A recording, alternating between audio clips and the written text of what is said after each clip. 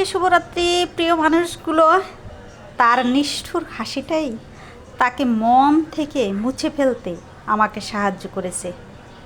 প্রিয় মানুষগুলো, কথাগুলো কেমন লাগে বলুন তো? প্রিয় মানুষগুলো, আজকে বলতে চাই আমাদের বাসায় একজন গেস্ট এসেছে।